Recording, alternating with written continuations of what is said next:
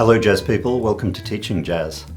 Today, we're diving into a transformative approach to comping on guitar and piano. Whether you're learning or teaching, this lesson will simplify how you use chords and scales to play music that sounds like the jazz you want to play. Let's demystify jazz comping and make it accessible, eliminating the confusion of countless chord shapes and the frustration of endless voicings. Ready? Let's get started. First things first though, learning some basic chord shapes and voicings is essential, and your teacher is an invaluable resource for this. However, if you're new to jazz, you might find that typical chord books and patterns can become complex quite quickly, and they aren't always the best starting point. Also, while it's crucial to listen to and even transcribe the comping of jazz greats, simply listening won't automatically translate their skills to you. If you or your students are finding comping challenging, or you're eager to try a fresh, creative approach, this lesson is geared just for you. We'll assume you know a Dorian scale and at least one simple minor 7 chord voicing. For those who need a refresher, I've included links to free PDFs of Dorian scales for guitar and keyboard in the description below. So what's this exercise then? We're going to be using a combination of a familiar chord voicing and notes from the Dorian mode to comp melodically and in a way that lets you interact effectively with other musicians. Firstly, make sure you can play a Dorian scale. For guitarists, I suggest 2 octaves, starting with the root note on the 5th string and using this fingering.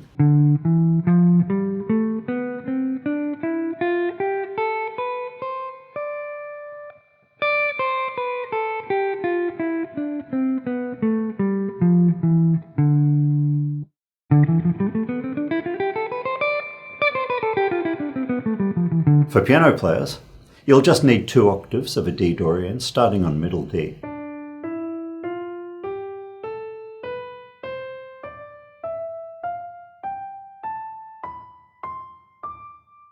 You'll also need a simple D minor 7 chord. Guitarists, I suggest this one to start with.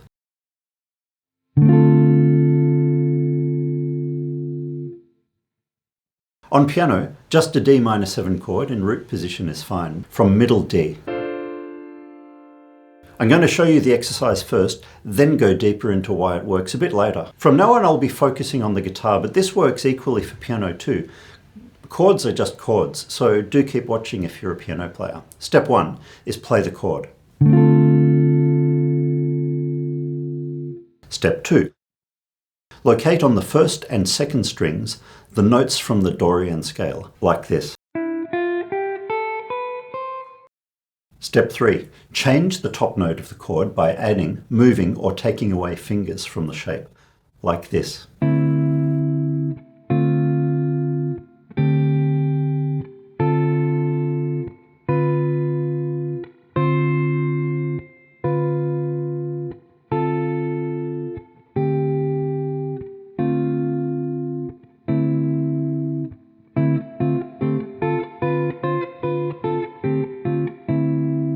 Each time you change the top note, you change the chord type or the voicing. This is D minor 9.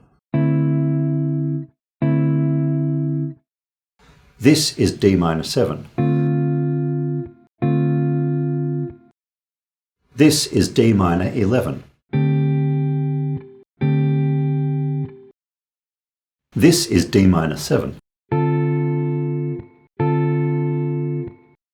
This is D minor 6 or D minor 13.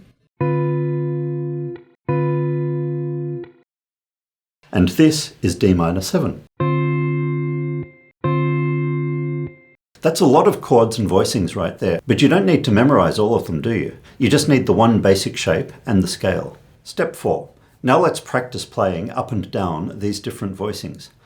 It's like a small scale. Piano players, you can do this by keeping the chord in your left hand and changing the top note with your right hand.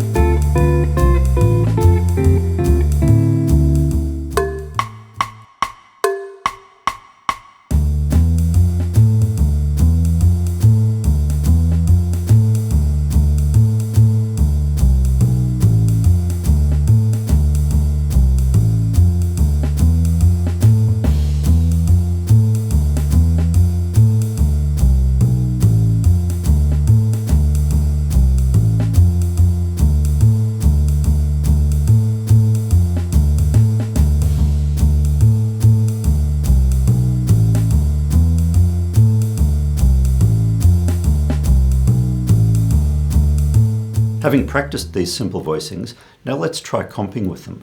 Think of it as almost like a simple solo where you're focused on the melody that you create by changing those top notes on the chord. Don't make it too busy like a solo though, keep it very simple with plenty of silences. Here's an example.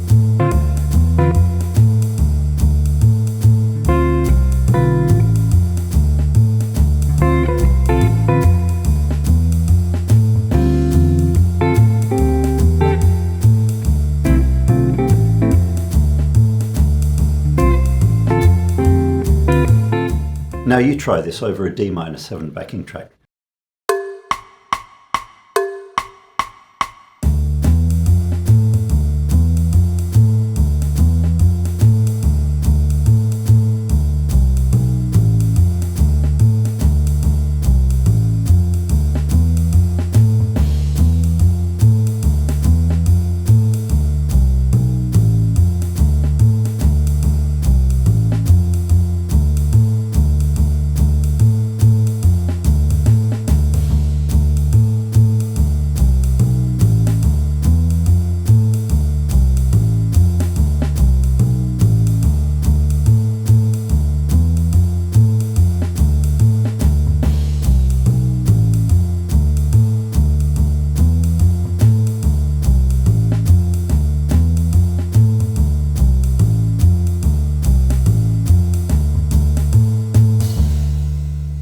We'll add a few more sounds to the chords in a moment, but first there's a really important aspect of comping missing, and that is interaction. This is hard to do over YouTube, but let's try anyway. You'll hear a 32-bar recording of me improvising in the key of D dorian. Sometimes I'll be playing, and other times I'll be silent. What I need you to do is fill in the silences with short chordal fills, changing the top note of the chord to create that melodic aspect, and using a variety of rhythms. To keep it simple, every silence I leave will be 2 bars or 2 measures long.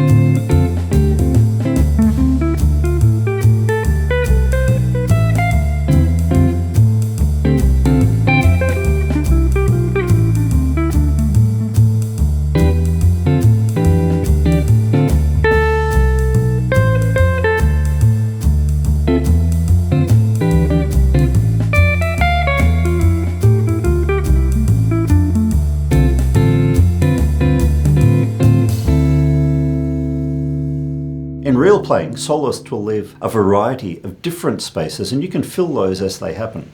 Okay, here's the exercise. Remember, people will often like you more if you keep your comping simpler rather than super busy.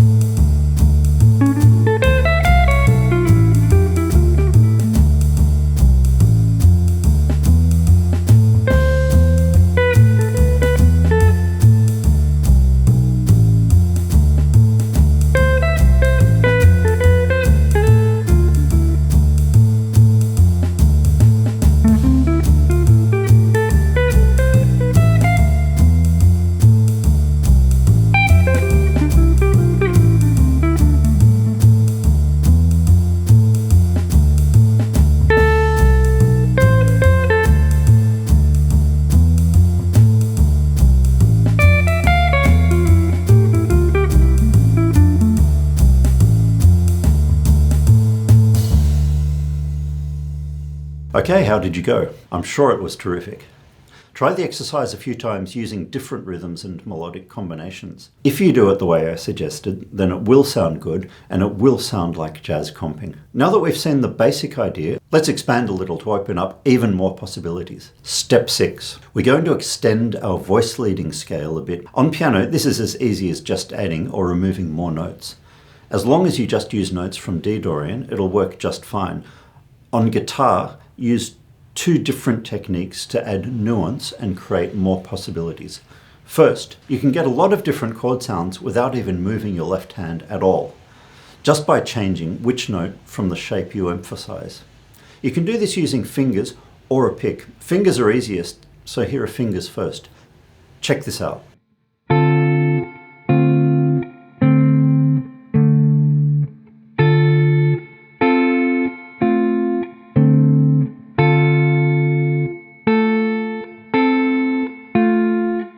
That's a bunch of different chord sounds without any left-hand effort at all. I was just plucking different combinations of strings with my right hand. With a pick, it's a bit harder, but still pretty simple. We need to use rest stroke, which means you end up with the pick resting against the next string.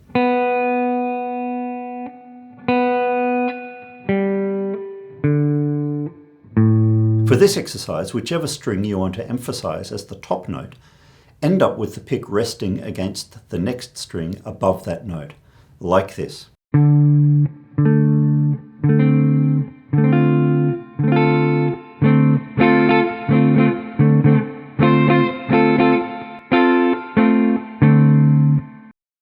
Step 7. You can dramatically increase the range of sounds available for your comping by modifying the basic chord shape or using different voicings as the starting point. You can explore that yourself, but here are some examples.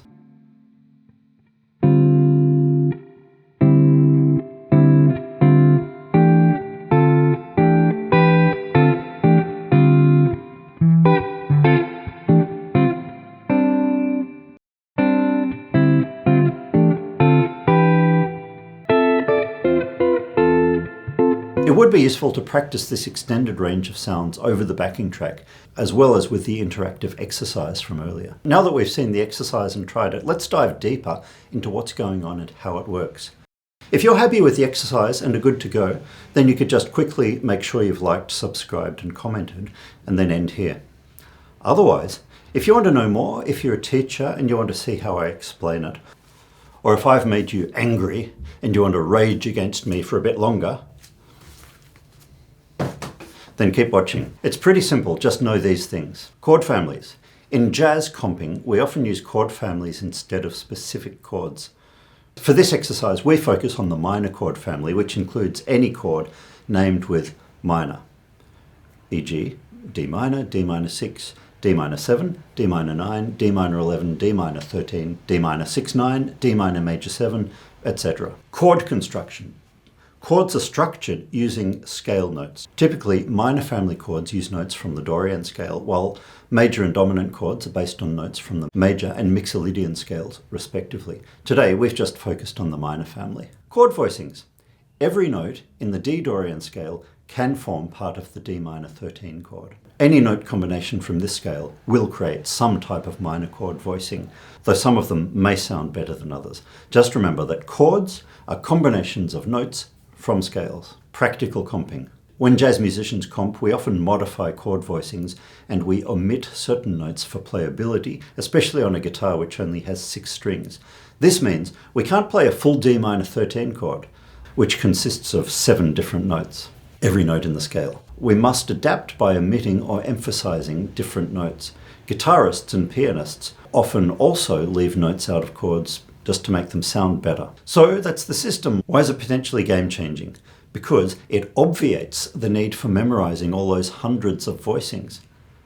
Just learn a few fundamental chord patterns, at least to get you started, then vary them using your knowledge of 3 of the most basic, most common scales: Dorian, mixolydian, and major. Best of all, this way of teaching and learning comping encourages the too often overlooked skill of interacting with soloists and interacting with bands as you play. And that's one of the fundamental parts of jazz and something that you, as a member of the rhythm section, are expected to be able to do. Remember that as I make this video today here at Teaching Jazz, there's no sales pitch, nothing to buy, no request for money. I just want to share this knowledge with you because I think it's important. There's nothing I ask in return, but if you subscribe to the channel and press the like button, it won't cost you anything. It helps the channel and it encourages me enormously. Anyway, thanks for watching and see you in the next video.